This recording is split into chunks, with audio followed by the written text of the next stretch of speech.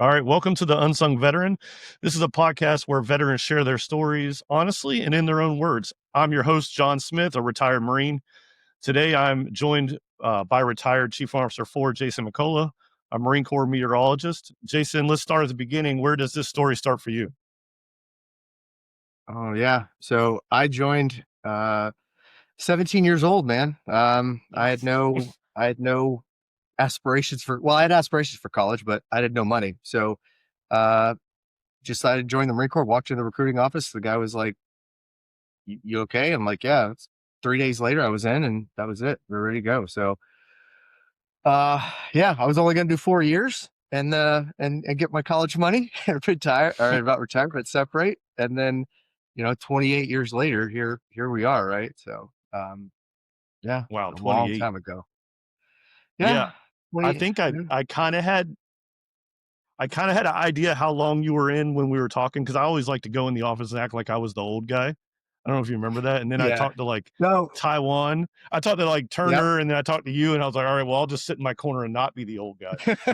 Yeah. So, Well, but see, once you left, there was no competition, right? Like I was the guy, right? So but yeah, no, I mean, I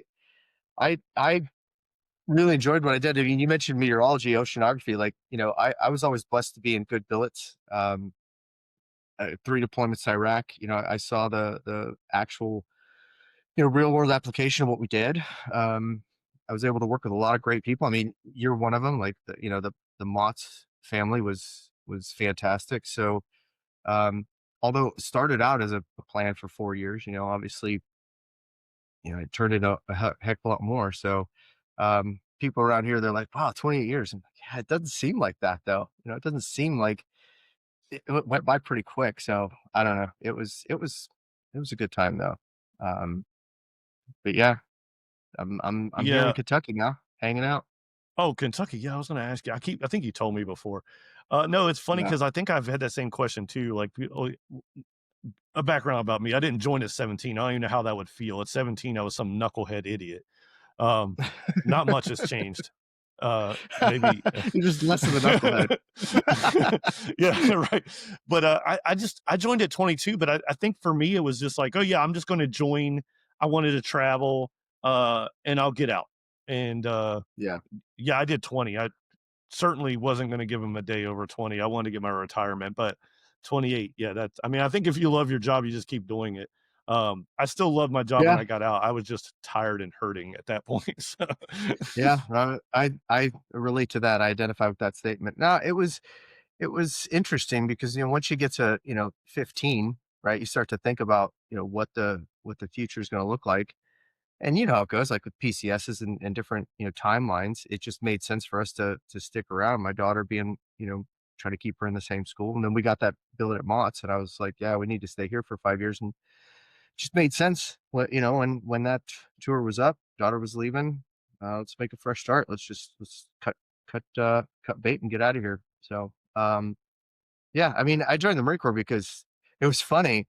The Army recruiter was actually trying to recruit me before I was legal to be recruited, right? So they can call you at 17. So he Right. he had called me in July. My birthday's in August. He had called me in July, and he was like, "Hey, I'd like to talk to you." I didn't know the rules, right? So I turned 17 August 5th. August 8th, the Marine Corps recruiter called me. I was in his office the next day and signed by the 13th. And then he told me afterwards, he's like, "Yeah, they shouldn't have been talking to you." So, yeah, I mean, it was always going to be the Marine Corps, right? Like, it's not, I don't know, nothing wrong with the other services for sure, but like, I don't know, I just had to join the Marine Corps. So, Well, you um, say it's always going to be the Marine Corps. Do you have other family that were that served as well? No. no, So that. well, I mean, no, I guess they did. I didn't really, I mean, it wasn't really part of our like my growing up though. You know what I mean? It was like, um, my grandpa worked for a funeral home. My grandmother was a nurse. My mom worked in a lab tech. She was a lab tech working in a hospital. Mhm. I found out later that my grandpa had actually been in the Navy. Um, Hmm. I found that after he died. Um, and then my dad was in the Air Force, did Vietnam. He was over at Clark Air Base where I got to go once when we were stationed, well, twice actually, when we were stationed over in Oki. So No, it wasn't really a family thing. It was just, like I said, it was money for college. Like I needed something. And, you know, I obviously needed structure. And I've said a lot of years, the Marine Corps, my wife saved my life, right? Like I was, going down a path that might have not have been, the greatest. So yeah, I guess the Marine Corps was it because it was just identified as the best, right? And like if you're gonna do that, you might as well, take the challenge yourself and, you know, see Yeah, what you I can think do. for well, yeah, and I know they're getting better at their commercials nowadays, and you could probably relate to this.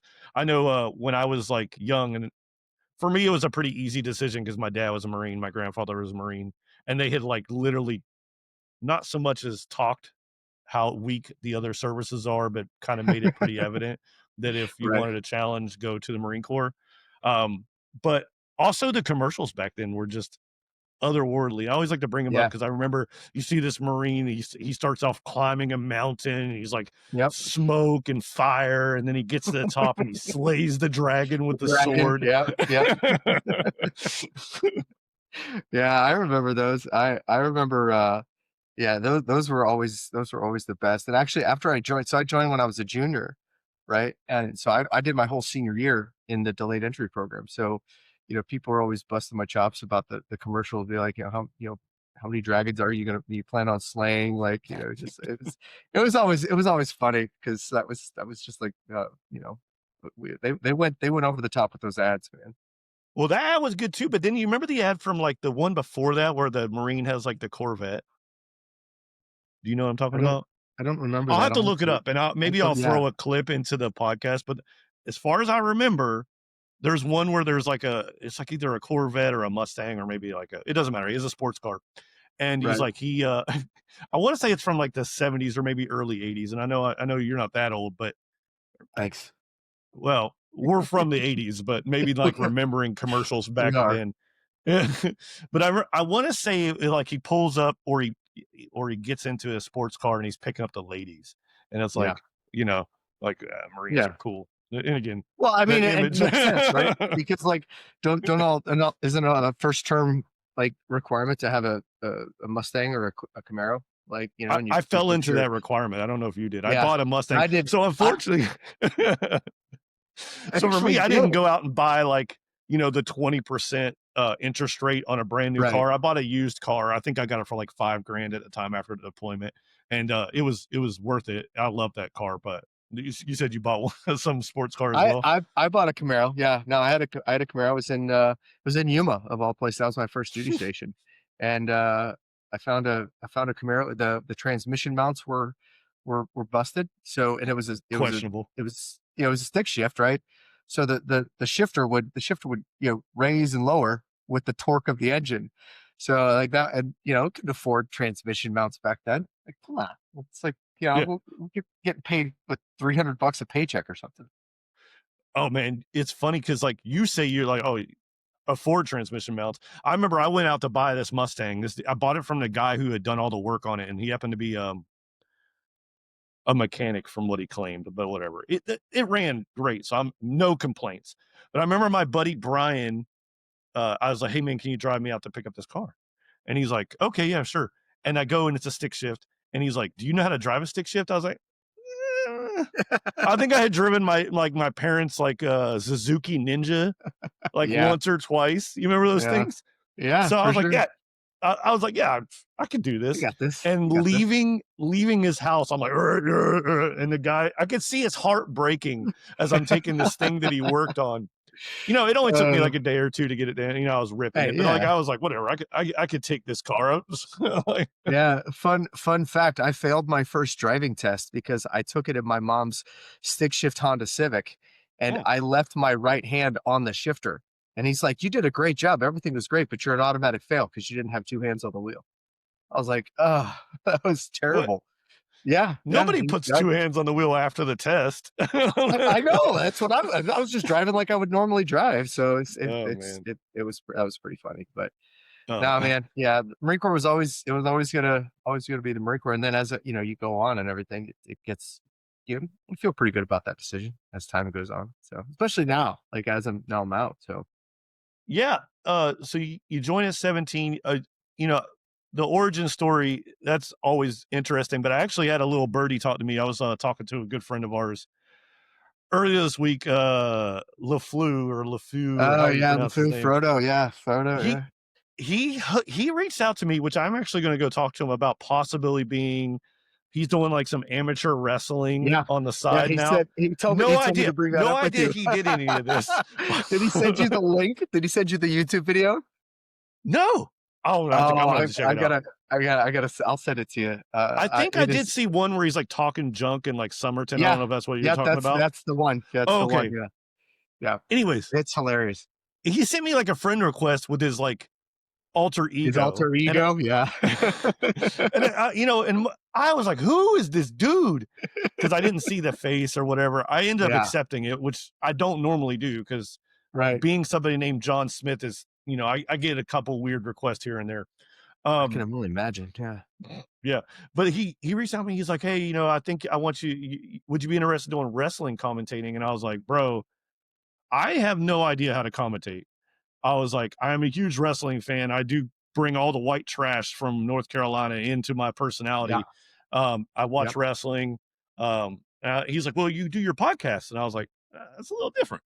Oh, It's a I'm little not different. Yeah, commentating, like, and I get to edit it's all the not stuff. live action, right? Yeah, Like, so I'm actually going to reach out to him later today. But he told me, and well, to circle back, he told me like one, I thought you were already going to be a good interview anyway, and it's already turned out great. But he told me that you had some good stories about the invasion of Iraq. So you mentioned 3 tours in Iraq. I did 3 myself, not the yeah. invasion, but is that something you want to share or talk about? Maybe that experience and what that was like.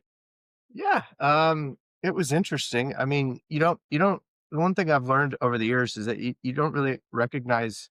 I mean, I'm sure some people did. For me, I was still a little bit too young to really recognize and understand kind of the gravity of what, you were doing, and not necessarily the gravity of, world politics or, geopolitical situations, things like, but just how it's going to influence you and, your experiences. So, um, yeah, we went over there. It was funny because I graduated from C school as a sergeant in September of 2000 and, I guess that'd have been 2002. Yep. Sent to Miramar, checked in there second half of September. My best friend Kyle, he was already there, so he had set us up a condo. We were living down in Mission Valley, and 2 months later, October, November, they're talking about stuff. And January we left. So I'd been in San Diego for all the 3 months. Uh, Relatively brand new sergeant. I think I've been a sergeant for a year or so. And now we're going to Kuwait. We get to Kuwait, get to Al Jaber. Started working with the Air Force. You know, just doing weather stuff, different things. We're watching the news, checking things out. And again, I'm not really understanding what's going on from a personal perspective. I've kind of unpacked this over the years because I'm still friends with all the folks that were there with us on that deployment, or at least in contact with them. Uh, but it's just a training exercise until it isn't. And I remember there's certain like core memories, right, of things. And it's funny how the brain works. You remember interesting things. I remember the convoy brief we got before we left Kuwait to drive into Iraq. And I think I was like 3 or 4 days behind the main. I wasn't like right on it.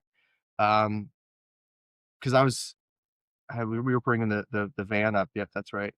So, they're telling you, we're going to drive through Safwan, and there's been some snipers, um, you Mhm. know, taking pot shots. And I'm like, wait, what? What did you say? Yeah. So that was, we've been getting Scud attacks while we were in Kuwait. We're in mop suits 24/7, or at least have them nearby. Um, I had a funny story about Corporal Garcia falling out of the tent, and it was just it just you just remember anyway. So we get in the convoy, we start rolling into we get into Safwan, which is a border town there between Kuwait and Iraq. And I remember, your condition one, and Oh yeah. it's just different, right? Because you're things are just they feel different, right? You're just experiencing different things. different senses. And I remember seeing an old guy walking across the center of the town, and he had something in his hand, and I'm freaking out because I'm like, oh, he's got something, and he starts pointing at the convoy, and I felt like he was pointing right at me, and he turns, and I start lifting, and I'm like, oh, he's got a stick. Never mind. Put the rifle down. Just like different things. You don't like how you're gonna, because you train for a thing and you do a thing over and over and over and over again. But then when it's like, that was just interesting to me. Like, everybody's got a different story. I'm not saying I'm definitely not any kind of a hero. It's just weird what you expect to happen, and then what actually happens, and then as time goes on, how you unpack that. It's interesting because our convoy took I think it took almost a whole day to get to where we were going. We stopped 3 or 4 times, doing perimeter security, right? It's just different. And Mhm. you know it was definitely interesting. We left I left the first, we came home in May, March, April, May, yeah, and then went back in '04, the next year. That was actually a really interesting one because I got to work in the TACC, right? So that was, your realm. Um, Well, and I could, mm, yes and no. well, I mean, you were that guy, of Mott's, right? So, that was your shtick. So in You're a '04, data not to guy. interrupt you, but '04, where were you guys? Because it's funny because I was going to mention that I didn't deploy until it was like September of '04. I think is when I Yeah. finally, yeah, when I deployed Yeah. to Iraq, Yeah. We and were that's in also the Al-Asad. day I got promoted to lance corporal. So as you can imagine, Yeah, that's awesome. No, I was still a sergeant. It was Al-Asad. I went back. It was February because I had met my wife October of the previous year in '03. We got married after 3 months. And it's one of those stories where you're like, that's never gonna last. That's never gonna last. 22 years later, like, we'll celebrate our 22-year anniversary next month. So met her in October. We got married in January, and I left Valentine's Day of '04 to go to Al-Asad to work in the TAC, which was that was actually, I think that was the deployment that, I mean, everybody's got seminal moments, right? That was the deployment that really said, yeah, I'm gonna stick around and do this thing. Cause I was on my second term, I wasn't sure what I was, gonna do. Was I gonna stick around forever?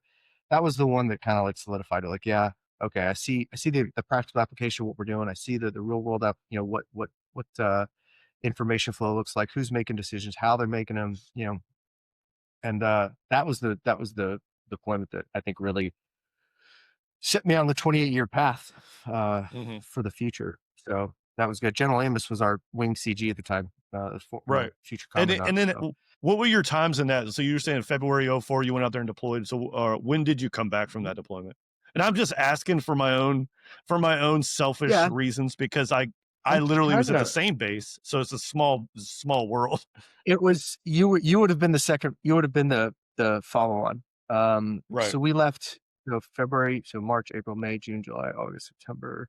Yeah, it would have been right around September is when we would have left. Because we were doing the 6, I think it was 6.5 months, because you had the front side about, or 7 months, whatever it was. We had the turnover and everything. So we left in September of that year. I got a full year off and then went back in '05.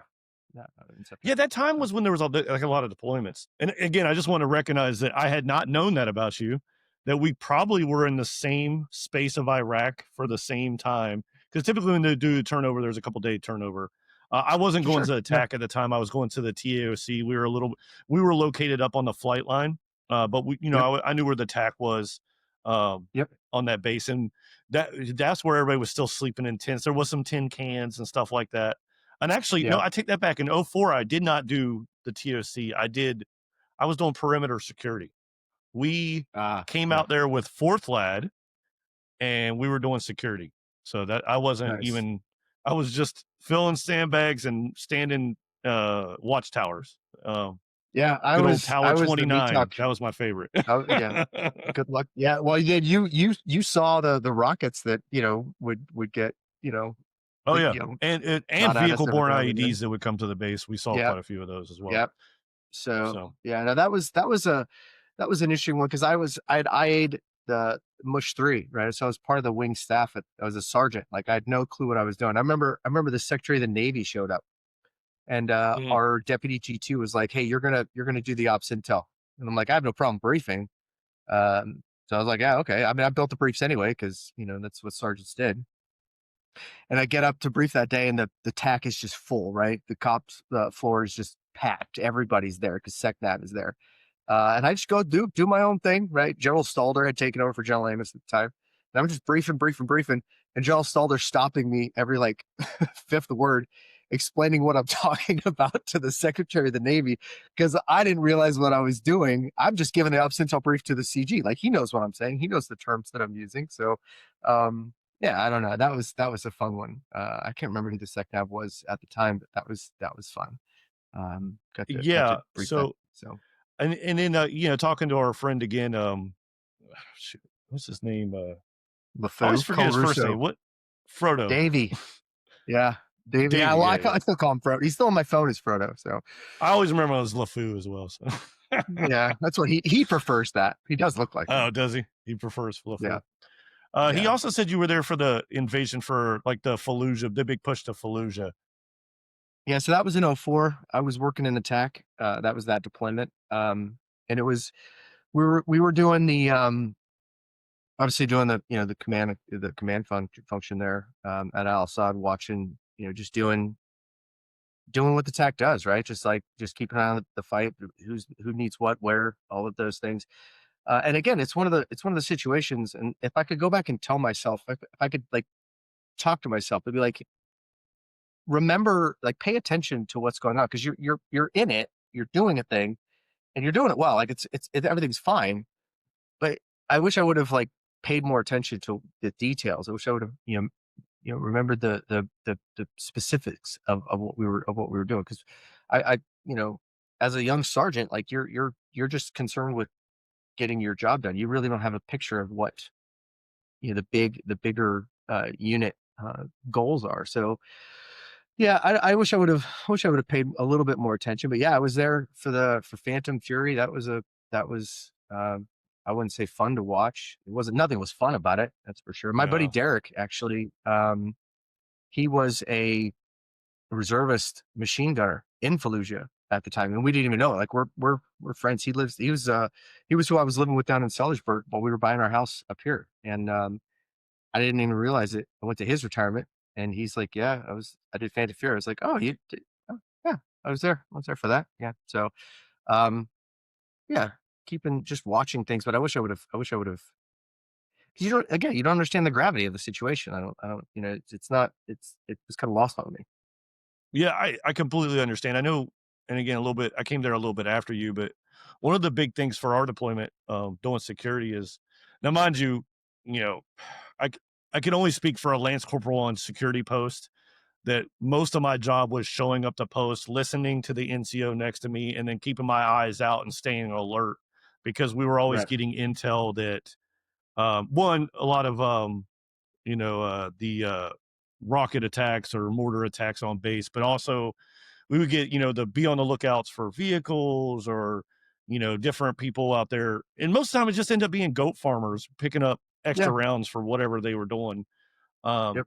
but occasionally we had to report like, activities and stuff like that, but then making sure the base was secure. Looking back now, dude, like I said, I wish I was more aware of the significance of the situation. I think I did a Yeah. pretty good job. I made it home. I was like the 8 gunner. I had 240 golf on my posts and Yeah. stuff. Um, but I know No, one I significant yeah. one significant event that happened, and which I knew more about, but I always look back to it as like, man, I was there during that time. Is the Iraqi people were allowed to vote for the first time, and I think it was like Yep. 20 years for their leadership, Yep. and then they were allowed to come to the bases and certain areas like Fallujah, Al-Asad, to do the voting, and then Yeah. The we purple were at a finger. heightened security. What's that? Yep. The purple What finger. was that Like, you they said? had the purple finger. They had Yeah, to, like, do the ink or whatever. Yeah, I remember that. Yeah, that was. but I don't know. being there and providing security for that, and then the weight of that for those people, you think, Yeah. I wish again, just like you said, I wish I would have been more cognizant at the time of how important that was. Yeah. But I was just trying to make it each day. To make it out. Like, Yeah. hey, today I I mean, got that's sandbags, today I got post. So Yeah, I totally get it. I remember one night I was the weather guy, right? Like I was because we didn't have anything else to do. So, we worked 12, 16, 18-hour shifts, whatever it was, because you're just sitting there, you're sitting back in your can or whatever, doing nothing, like, right, and reading or whatever. Uh and I'd forecasted for thunderstorms one night. So I'm waiting. I'm waiting to see if they actually happen. And I hear a rumble. I'm like, oh, it's a little early for that. I think it was like 21-ish, 2100-ish. And I walk out the back, uh, and I see a rocket, go right over the building. And we'd gotten we were getting hit with some rockets. And I'm like, oh, that's not thunder. Yeah, I'm gonna go back inside now. you know, but I remember, that was that day. I remember, a lot of them landed, somewhat close. So, yeah. yeah, I mean, you have these memories of these moments that occur, and there's just snippets, right? Like, you're over there for 7 months, and I just remember, you know, a handful of moments with the guys that we were there with. So, um, yeah, and so I was actually lucky enough. I guess it was one of my last things I did while I was on active duty. I flew up to Fort Meade. A friend of mine, actually the best man at my wedding, his son was a cyber intel guy up there at Fort Meade, and he was getting promoted to sergeant. Well, me and my best man had been sergeants together, so it's kind of a special rank, right? So he called me and said, "Hey, can you come out here and promote me?" I'm like, "Yeah, hell yeah, let's do that." So we flew up to Baltimore, and then we promoted him, did the whole thing, drove down to the museum. And have you been to the museum lately? No, which one are you talking about? The Marine The Corps one National down there? Museum of the Marine Corps. Yeah, yeah, yeah. I have not. They had just, well, I don't know if they just opened it, but the first time I had seen it, they had an OEF exhibit. And Mhm. you know, you talk about understanding, like, the how special things are. Walking through a museum exhibit of something you participated in. Again, just a weather guy, right? Nothing special. I wasn't shooting anybody. I wasn't, nothing special about what I did. Uh, but you were part of it, and you see it as a museum exhibit. That was I would say poignant for sure. If you get a chance, I would recommend you go up there. If anybody that did OIF at all or OEF at all, go up there and take a look at it, because it's done really well. It's they talk about us, obviously the Marines that did it. They also talk about, like you say, the politics of the Iraqi situation. Um, Saddam Hussein and all of that business, and just the Republican Guard and all of that. It's just like it's pretty well done. I mean, that whole museum is awesome. So, um, I would recommend, if you get a chance, get up there and take a look at that, because it'll I don't want to say it'll, like, make you emotional, but it'll talk to you, because I'm actually a it's very part of your life. emotional guy, so Yeah. No, even I though mean, it doesn't no, I was there with my buddy and his son, and my buddy's wife. I walked away from him for 20, 30, 40 minutes, whatever it was, because, yeah, it is.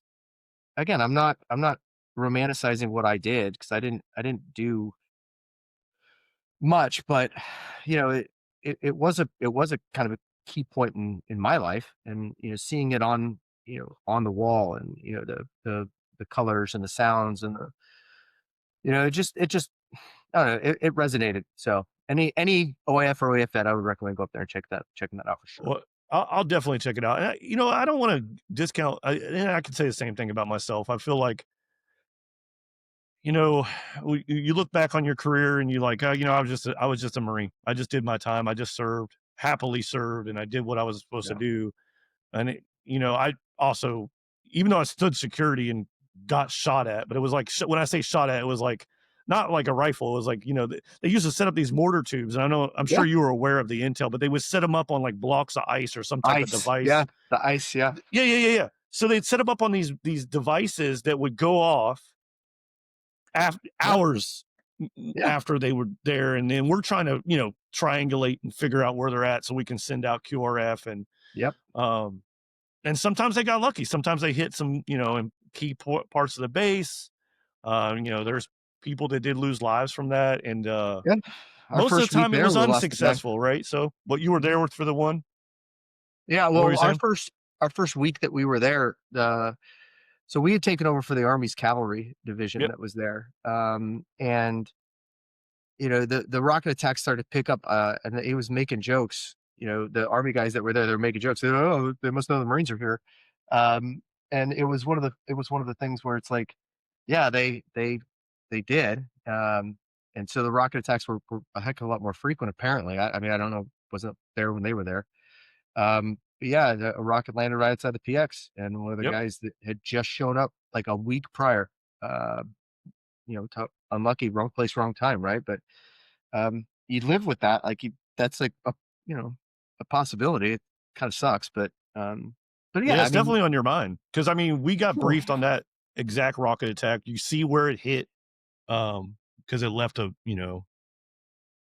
uh, yeah, it a makes me crater. think. Oh man, it's bringing up some bad memories anyway. But so you have this because I was there too, and it seemed like every time units came and gone, they picked up the attacks.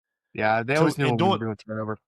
yeah, doing security, we would get briefed on a lot of that, and yeah, as a young guy just going through that, I was like always, yeah, you just am I safe walking to the chow hall today? Am I safe getting out of my bunk? Yeah, Um, well, and like, sorry, I'm not trying to interrupt you. You should maybe think of something else. It's just I was 25 at the time, right? So as a young, I was still a kid basically. I think I was like 24, so we're probably around the same age. I joined a Yeah, little late, so yeah. You're 10 feet tall and bulletproof, right? So it's like whatever. Like, it's whatever. We'll take a rocket to the face. And then you grow up and you go on. I had this talk with the VA raider that I interacted with when I was doing my claim and everything. And we kind of unpacked that a little bit. You talk about it stays with you, those thoughts, right? Those thoughts about the possibility of things, they stayed with you. So, you know, I don't want to turn this into a mental health discussion or anything like oh, that, for but sure, I'm cool with it. yeah, no, I just think that, one of the things that we don't do a good job about as active duty, because we sometimes we just can't. We have to keep our minds focused on the mission. I totally understand. That's what we do, and we're good at it. But after you have a chance to kind of you know sit back and reflect on things. It You're like, yeah, that was pretty intense. Like the stuff that because I remember that rocket attack that I was telling you about, the night one where I was expecting the thunder. Um, I came back inside, and as soon as I came back inside, it had sound one landed probably, I don't know. I want to say it was 50 to 100 feet from the front door of our building, and it sounded like somebody had dropped the best way to explain it is like a or a metal spanner, that they build Mhm. skyscrapers with on the top of our building. The building shook and everything like that. And you're just like, you don't in the moment you're just like whatever. But you kind of again you go back and you unpack it a little bit. There's some stuff there. The people that dealt with even more like direct Uh, lines of things, right? Well, I mean, not I so, like people on guard, people that are, right.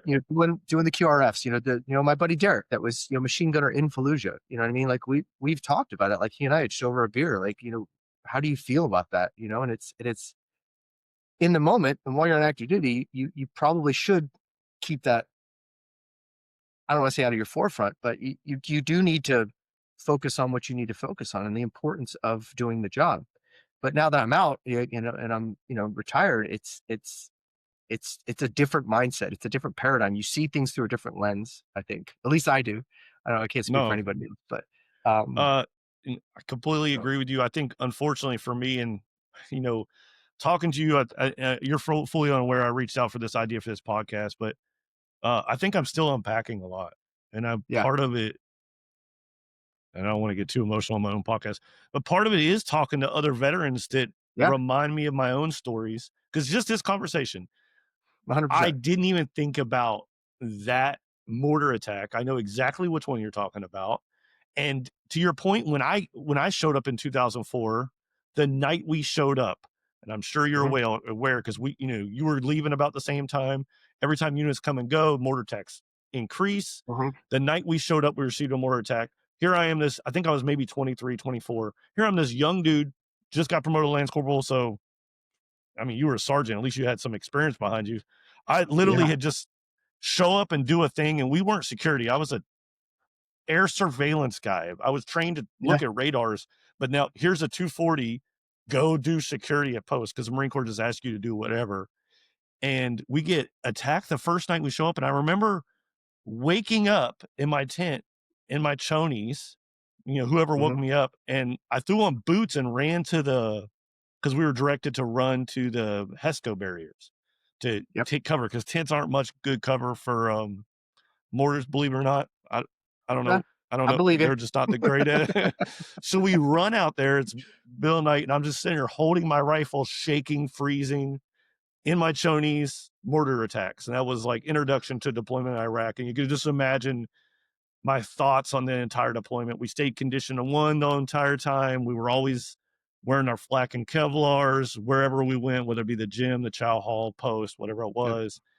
But I will tell you this, from the time I got there to the time I left, unfortunately, the way your mind works is complacency sets in, right? Because you For get sure. used to the 100%. You norm. get used to it. Yep. Yeah. And I would, because we were there for 6, 7 months, receiving more attacks, I got to the point where I could almost tell you what day we are going to get attacked because it was kind of, Yeah. they knew, we kind of knew. And I would like look down my watch and be like, hear the attacks over my About head because time. that sound of mortars, it's just like the Yep. ripping through the sky.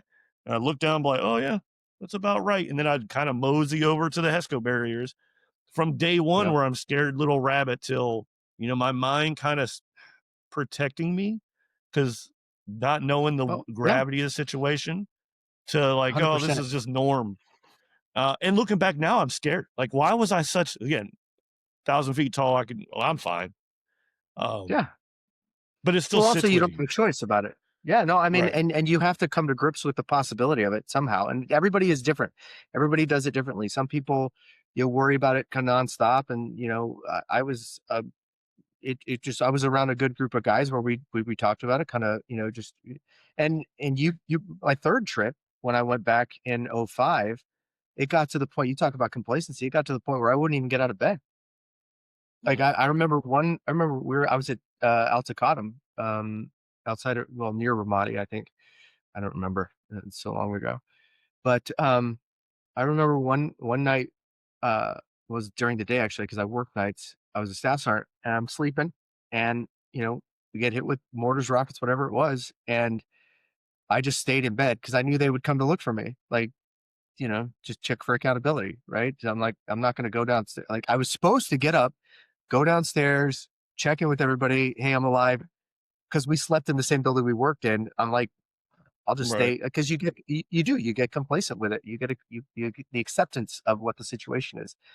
So again, I don't have all the answers. I don't know everything. I just know how my brain works. And one of the things that I've definitely unpacked as time has gone on is, you know you don't think of a traumatic experience in the moment as a traumatic experience because you have no idea how your life is going to unfold as you go forward, right? So um, it's different as you grow, and you have to be able to go back and think about those things, and you have to be able to recognize and at least recognize the existence of the feeling and the thought and the memory, because how I am now. I mean, I got an 18-year-old daughter who's up in she's a freshman in college, right? I was at 18, I was in an entirely different situation, right? So Yeah. life is cyclical. So it just you do have to recognize that those things happen, um, and and be able to at least address it. Now that's why I love that you're doing this podcast, because,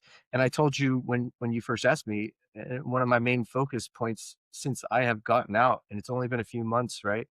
But recognizing that veterans, a veteran mindset is different than like a traditional 46-year-old dude's mindset, right? So we Right. have to be able to communicate with each other, just to understand that, like, the way you're thinking, it's not weird, it's not abnormal. It might be you might be the only one with that specific thought, but there's probably somebody else that relates to what you're thinking and what you're feeling. So, again, I'm not trying to get touchy feely because I'm an emotional guy too, but like I don't, I don't, I don't. Mental health is a very important thing. And you bring up Iraq, like that was hugely influential for me, for sure. No, yeah, it's super. I think my journey since I've gotten out, and you knew me, I was a little bit tightly wound. Um, I didn't. So my hardest problem, you bring We up all mental would. health, is like Yeah, my hardest problem is I pack everything in. So I do this like protective thing, and yeah, I feel yeah. like the We military all has do. kind of Yeah, pushed that on me pretty hard, and it's yeah, unpacking, and it's very important because, I've gotten close to losing my family based on my own stubbornness, um, and not being available for them. yeah.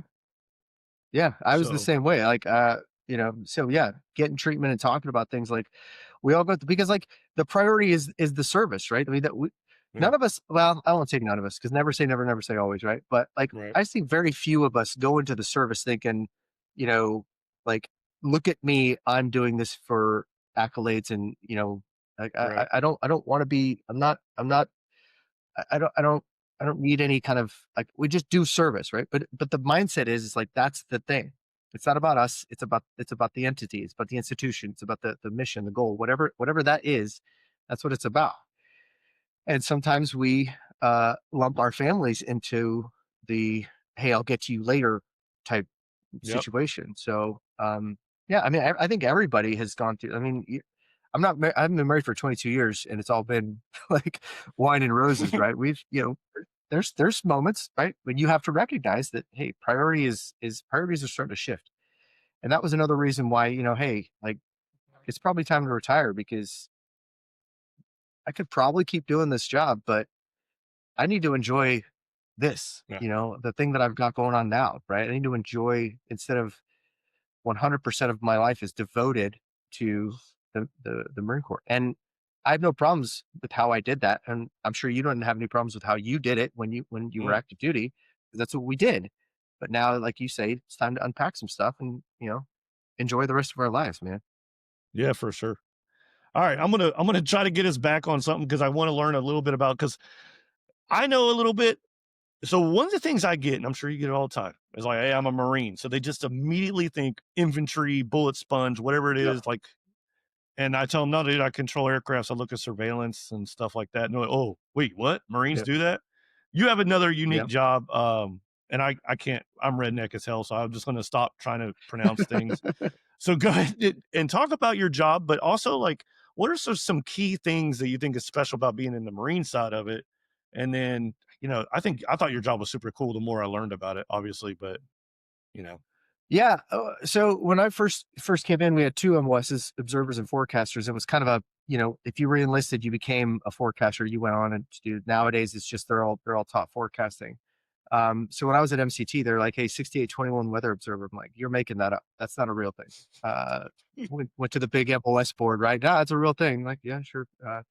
400 of us or whatever it is in the Marine Corps. So, I think one of the interesting parts of our job was uh, how environmentals are influence decisions from top to bottom and throughout the entirety of operations when it comes to anything in the military. And how to leverage things. And I don't think that a lot of people understand that because Marine mindset is just go and get the job done, right? If it's raining, right? If it ain't raining, we ain't training type deal. yeah, So but I mean, you can use when you start to understand that you can use the environment to, uh, you know, manipulate decisions or set yourself up for success. Maybe dis make a disservice to the enemy on some level, right? I used to ask my students at MOTS. I was like, hey, when it rains, is it better for somebody that's sitting in the defense or the offense? And they would go back and forth. They would talk about it. They would and the answer is it. There's strengths and weaknesses to be had for both of them. Um, right.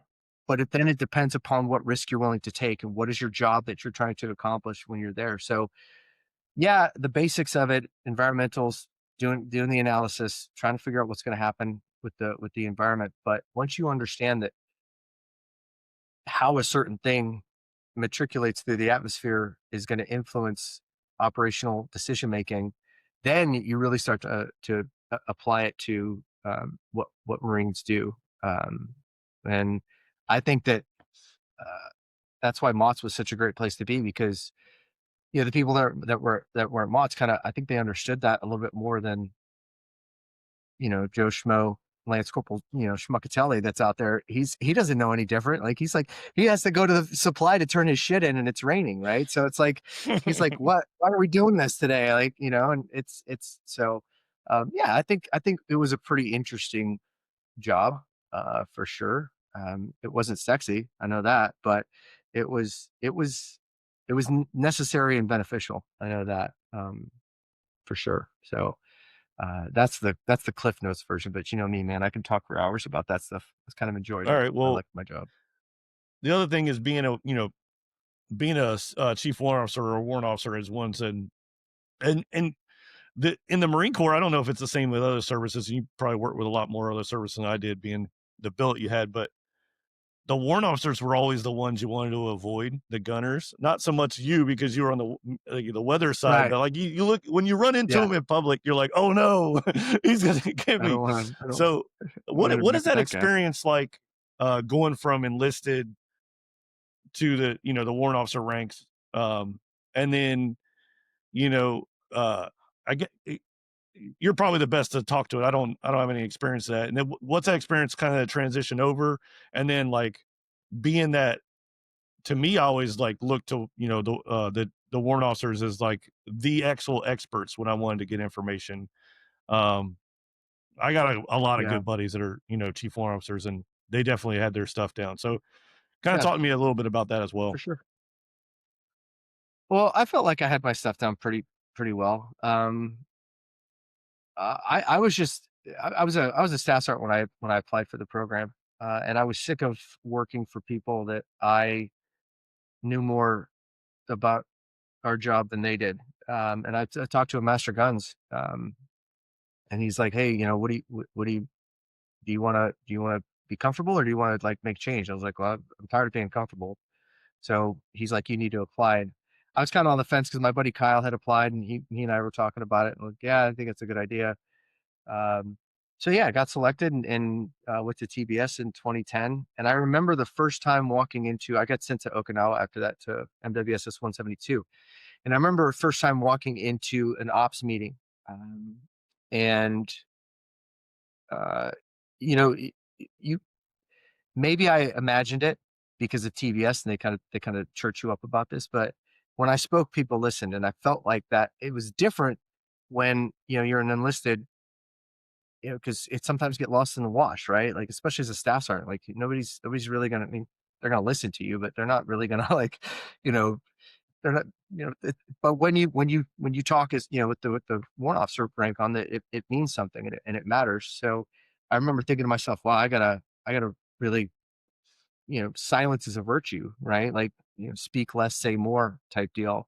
And it was a hard lesson to learn. A couple of billets that I had, because I was a little too egotistical, I guess. I had that problem because once the confidence was there, it was all the way there. So, you get knocked out a peg or two, especially when I was at Second Maw working the staff billet there.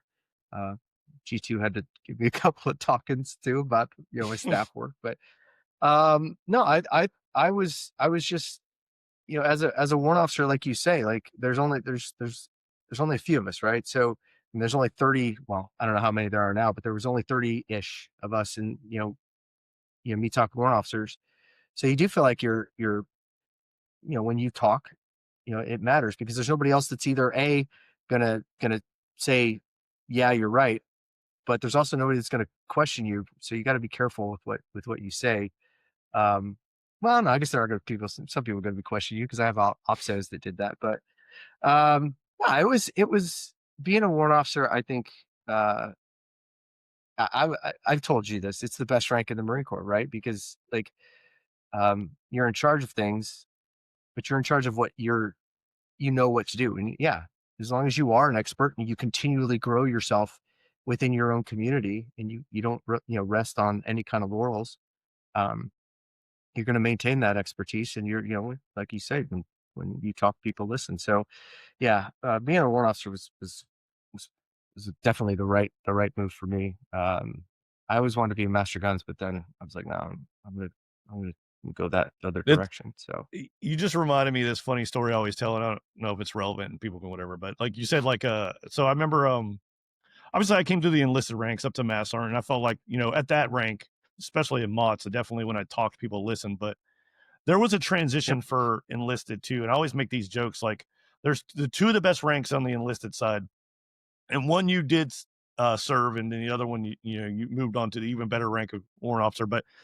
sergeant being the first. Sergeant, to me, when I was a sergeant, especially a platoon sergeant, I felt like I had unlimited power. I had like my platoon of Marines that I decided what they yep, did, PT, whatever, and then like no real responsibility other than the Marines that are under your charge. But like yep, sergeants like have solutions to things, right? We get things done, and I'll just kind of keep it at yeah, that, right? So like for sure, sergeants have some solutions, but your first real taste at leadership, and even though corporals are certainly leaders, they're just getting their feet wet. They don't know what sergeants know. yeah, And then you like get promoted to staff sergeant and you think you're gonna move up this trajectory of leadership. But as soon as you put on that staff sergeant rank, nobody gives a fuck uh, about you. worst rank ever, worst Worst rank rank ever. ever. You're Yeah, about as that good as a was second lieutenant. it's terrible. Shut up. Go do Yeah. all the billets, right? It's like, and sorry Go for do an cussing. I don't really investigation care. in Sacco. Yeah. No, Like you just became yeah, the no. first, because what you do is you become all you get all this stuff that Gunny doesn't want to do that. You're not, Yep. sergeants can't do it because they're not responsible enough. We need a staff NCO. So I remember being a staff sergeant and I just felt like this is the worst thing ever. Why did I do this? And then like one day I obviously get promoted to gunnery sergeant, but nobody told me that the shift in Yeah. like now you're a gunnery sergeant. So I say this jokingly, but it's kind of true, and I don't remember all the details. And maybe I'll have him on the program. But there was this guy. He retired. I want to say as a master sergeant, master gunnery sergeant, Gatch, Mark Gatch. I don't know if you know Gatch, radar No. guy. Mm-mm. And one day, I'm sitting in the office. I was taking a bunch of flights, as a controller, gunnery sergeant, and I don't remember all the details, but a lieutenant comes up to me and says, "Hey, what's going on tomorrow?" And this is a second lieutenant. I was like, "Oh, yeah, I think we have PT. Just have all the Marines outside at 6 in the morning or whatever for PT." And again, I'm thinking he's just talking about my Marines, my little section of whatever 12 Marines, right? Well, the lieutenant man, because Right. I guess he had just got out of OCS or whatever it is, he saw Gunny's word was gold. So he goes and tells, without my knowledge, the entire squadron that it's squadron PT, have everybody lined up at formation. I shit you not. So, and I wasn't going Uh, to go to PT because I had things going on. Gunnies don't have to, whatever. I had other things going. So that I get a yeah. call the next day from Gatch, another gunnery sergeant. And he's like, mind you, it's like 6 whatever in the morning. I had a flight that I was about to run to. So I was at work, but he's calling me. He's like, "Where you at?" I was like, "What? Where am I What do you at? mean? I'm heading to a flight, dog." He's like, "We're out here in formation, and the deck Waiting on you. commander's wondering why we have a formation." And I'm like, Oh, "What?" And that's this funny. little thing that I had told a lieutenant turned into like truth Yeah. data for everybody.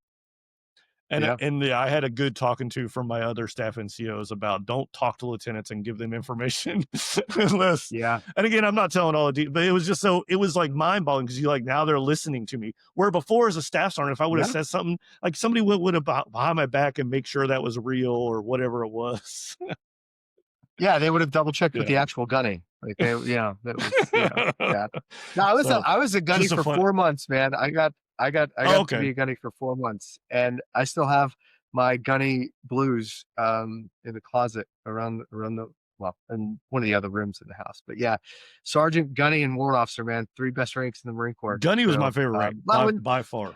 yeah, no, I was like I said, only did it for 4 months. I was selected for gunny and warrant officer the same year, so that was pretty funny. Yeah, no, I mean, Not everybody's path is different though. So my favorite thing to do as a gunny rank is like when things would come to my desk, and this is, mind you, I did this for a while because I was a gunny for like I think 5 or 6 years, but um, Right.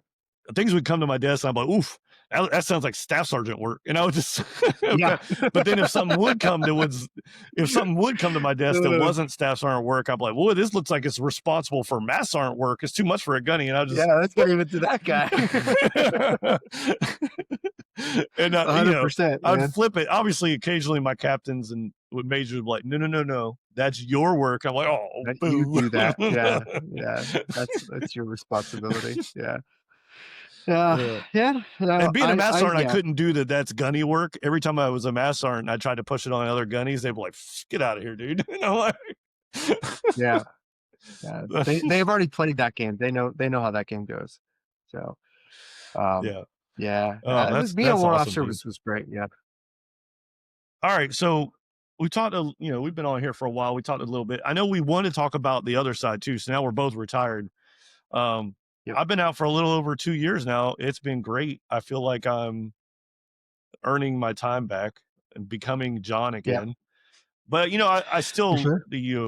I still love every moment that I had in the Marine Corps and don't regret anything. But like you said, this is a journey. It's a journey on where we go. And I really just want to hear your side of it too, because 2 years out, uh, where's Jason at right now? Or would you prefer to be called Jay? I see like Jay on there. What the whole time I Jay knew and you while Jason, we are in, I it just doesn't called matter. you sir. So Yeah, yeah. No, it's all good. It's just easier. It's just easier for some people. But no, so like yeah, retirement ceremony was June 13th. So it's been five-ish months, terminal and other things. And the one thing I do want to, you said it just now, you really enjoyed your time in the Marine Corps, but and I've found myself saying that a lot too. And I think the first thing that I would say that I've learned on this side is it's not a zero sum game, right? You can totally enjoy your life as a retired, separated, whatever it is, and not devalue any of the time that we did on active duty, right? They are not yeah, they can coexist. They can, mutually exclusive, whatever the term is. Um, I don't think I think because we always want to say, active duty was great, and it was like met great people. You got to do a lot of cool things. I mean, there were some shit times too, but the shit times made the good times that much better. But they don't. That doesn't have to be one or the other. So that's the first thing that I've figured out. The second thing that I figured out is there is a whole other world out here that has no clue what we do, how we do it, or what training and development we have during that process. So I've got my buddy Derek. Like I said, he just retired. I was trying to tell him, some of the stuff as he was getting close to his EAS. They talk about TRS. They talk about translating your skills, right? Like, you write the term. Like if you're a company commander, right? You're an operations manager, right? If you're a sergeant major, you're an HR, right? That's how they relate that, right? In the civilian world, and that's for real. Like that's 100% for real. Don't think that like you're just gonna walk in somewhere and start speaking a language that nobody understands. Um, but I'm doing great because I was able to do a clean full break. I and Frodo watches this. He and I had this conversation quite a bit. He's like, "You're gonna miss it so much." I'm like, "I will miss the people. Like, I'll hmm miss the team. I'm not gonna miss the game. I'll miss the clowns, but I won't miss the circus, right? Like, I mean, I was able to fully divest myself from that mindset, which made it very easy on day one to just start enjoying myself again. I see a lot of people now with social media the way it is, we can keep up with a lot of people. I see a lot of people that have retired or separated, that have a hard time,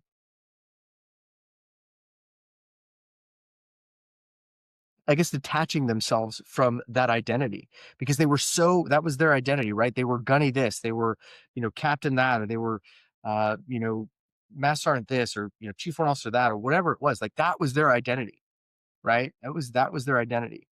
And I spent the last at Mott's for sure, and then probably some years before that. I would always tell each one of my students as after they graduated and they were on the way out the door, I said, our job is to make humans, right? Our job is not to make Marines. If you make a good human, the Marine part will come, right? Mm. Because the honor courage commitment and the JJJ tie buckle and all the leadership principles, those things will occur if you just make good people, make good citizens, make good fathers, mothers, brothers, sisters. Like if you're focusing on the human aspect of our job as active duty, then the other stuff will take care of itself. And I tried to explain that to them, that you're not gunny so and so, right? You're not Chief Warrant Officer. I'm not Chief Warrant Officer Mincolla. I never was. I was always Jason. Like I was always that guy. Now it took me probably 20 to 23 years to kind of figure that out.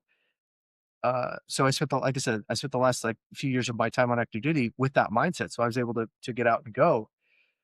I would say that like that's one of the most important things that I've learned on this side is that you're you're still a human being. Like you're a dad, right? I mean, Yeah.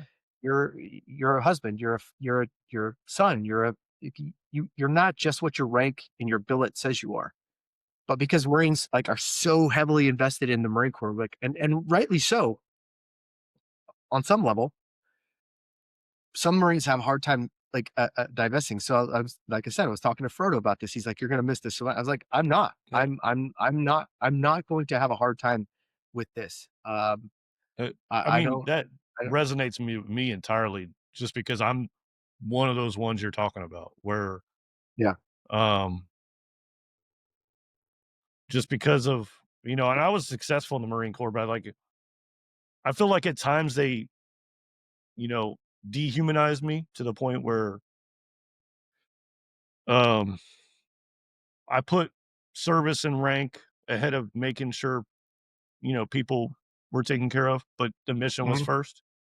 Yeah. Of course. And I got attaboys for it. Like, hey, Yeah. fucking Goofy, Master Sergeant Smith, or whatever rank I was, he gets the mission done Yeah. above all cost.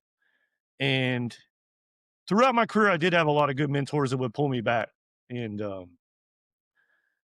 that's been the hardest transition is like remembering I'm a human too. And Yeah. I mean, it's and tough, I man. had a.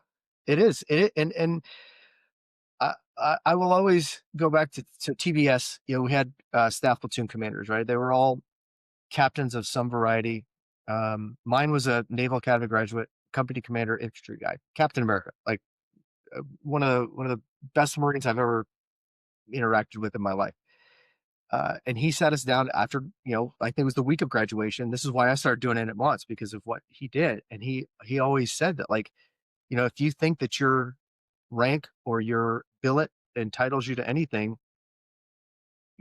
that's when you need to Yeah. maybe take a hard look at like divesting yourself from the Marine Corps, because the Marine Corps is going to go. Marine Corps is still going, right? I mean, they did Yep. they did a WTI without me, right? So it's like and good for them. I'm happy for them. I'm super pumped for that. That, and I still keep track on Twitter and see what things people are doing, and but I don't. I just I wish that I could explain that to everybody, and when you're on active, especially as you're reaching the culmination of your career, like start to think about like who you are, like not Yeah. not what you are, like who you are.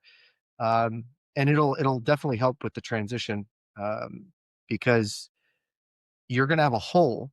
If you don't, you're gonna have a hole, and you're gonna try to fill it. And you're gonna Hmm. try to fill it with alcohol. You're gonna try to fill it with you know um whatever, like there's different things, like but it's No, it's that matters.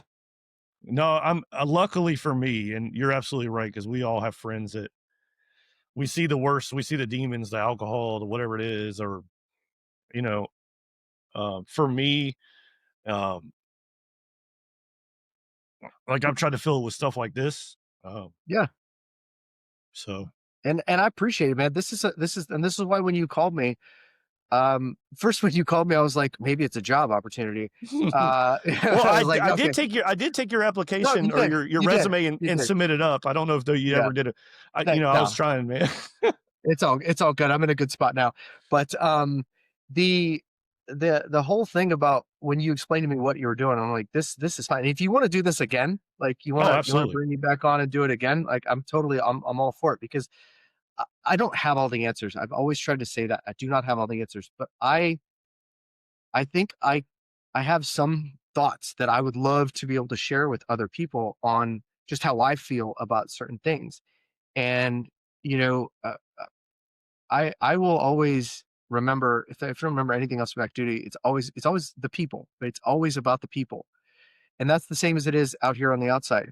So understanding emotional intelligence, like who you Mhm. are as a human being, how you interact with other people, what are your goals, what are your aspirations, like those are things the Marine Corps doesn't do a good job at, bringing about. Like it's about the mission, it's about the job, and rightly so. You got to be hyper focused, and I'm not saying there's anything wrong with that because there's not.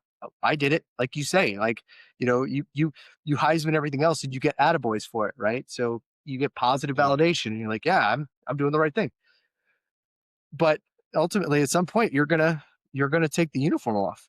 It's a reality for all of us, and if you're not ready for that mentally, then it's a hard transition. So yeah, I think that I'm doing pretty good. We had talked on the before we came on. I told you a little bit about the program that I'm Mhm. in now, the MOLP, so Military Officer Leadership Program, Citibank. I applied for and was selected for, so 2-year internship, getting paid to learn banking and finance. I'm working in fraud analysis right now. I've got a meeting in about an hour to go over some data for a meeting we have next week. Um, and it's a great thing. I would recommend Citibank to anybody, by the way, if Mhm. you want to send them my way, like people that are getting ready to um, get out. But because I know you're in tune with the whole C3 thing. So I was Not as C3, much but I as you really think. wasn't. I mean, I'm close to them. Well, I mean, you were more than I was though. Like the weather guy, like we Yeah. were always like the bastard children of C3 once we got put in there in 2010. So no, but there's other programs that are out there that are like this program as well. So um, there's things that are out there. But I would say this: one of the hardest things I found was uh, the job market. Right? Mhm. I mean, I didn't get any calls back. I submitted probably 50 to 60 applications for jobs. No interviews. 0. And it was scary as shit, right? Because now I mean, it wasn't really that scary for me because I had 28 years, Chief Warrant Officer 4, my pension's pretty good. I'm got the 100% rating from the VA. So it wasn't about money as much as it was about like, what am I going to do? Type stuff. So, um, but for those that don't have that pension and don't have that VA rating, like, the job market's it's frightening. So finding these programs like the MOLP for Citibank, like I told you, GE Aerospace has one as well. And I think a lot of other financial institutions do it also. I didn't even know those existed. And Mhm. if it hadn't been for LinkedIn and Danny Albarracin, like posting it on his LinkedIn feed, I would have never have known about it. So yeah, I'm doing good, man. Living in Kentucky, the snow on the ground out here, it's a hell of a lot different than Yuma. I know that. I'm hoping to see some snow this Christmas. We got some things planned. No, you bring up a good point. One of my things I do want to kind of touch base on eventually, and it's not going to. I want it to come up naturally, but you bring up like the unknown. Like for me, when I got out, luckily I had a good friend of mine, Serapio Laura, that reached out to me prior to me getting out. That said, "Hey, when you getting out? Got a job?" And it's like who I knew, vice what I knew. Um, 100%. and so I've been blessed with an opportunity to work from home and love it to Yep. death. But it is very hard. Yep. I've been trying to get out of the military contracting world, but the truth is, like I do well at it, and it's paying the bills. And I'll Yeah. keep doing it as long as I work with a bunch of people I love. I work with a good team, and I really enjoy my job. So I'm not really trying that hard to get out of it. Um, but No. I'm afraid for the people who don't know or don't have that connection, or they have these Yeah. skill sets, or maybe they didn't do 20 years as an officer or Yeah. enlisted, and maybe they just did one enlistment. And there's so many opportunities out there that just aren't talked about enough. I know one that Yep. I took advantage of was the Onward to Opportunity program to Yep. get my PMP certification, which I still need to take the test, but I went through the class. Right. And they do a lot of other things too. And I think that if, and maybe this is a platform to talk about it or other, I just wish more people would educate not just Marines, but veterans in general. Like if you Yep. serve, there's so many programs or people that want to help or people want to do that Yep. because, and again, I am going to toot our own horn is it's not everybody. And I'm not saying we're heroes, but not everybody feels that calling to serve Yep. and gives their time to service. Right. And that's something to be acknowledged, whether it's, 3 years, 100%. 28 years, whatever it is. I think that's really Doesn't matter. important. And that's really why this platform exists is I want to acknowledge people's stories. I want to acknowledge that they're humans and they matter. So Yeah. Well, and yeah, like I said, I think you're doing I think this is a great thing. I don't, one of the things that I would, if anybody who watches this, one of the things that helped me out and immensely, is finding a mentor. mhm, They say that in TRS, they're like, hey, find a retirement mentor, find a separations mentor, right? That was the most important thing for me. And my buddy Kyle, he and I were warrant officers together. We were roommates together. Excuse me, San Diego. We did deployments to Iraq together.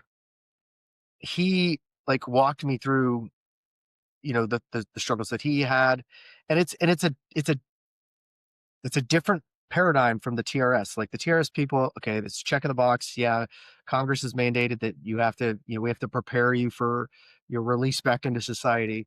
Um, but he like got to the real world applications of things like why vernacular is different, why it's important. Okay, like what is this term versus this term, and mhm, um, I would say that was one of the things that helped me out the most was finding a mentor early, and starting as early as possible. And you talk about the PMP thing, certifications, like go and while you're still on active duty, go and do mhm, those free certification things. Like you never know what it's gonna end up being, but it's beneficial. And even if you don't use it for a career, you're still learning.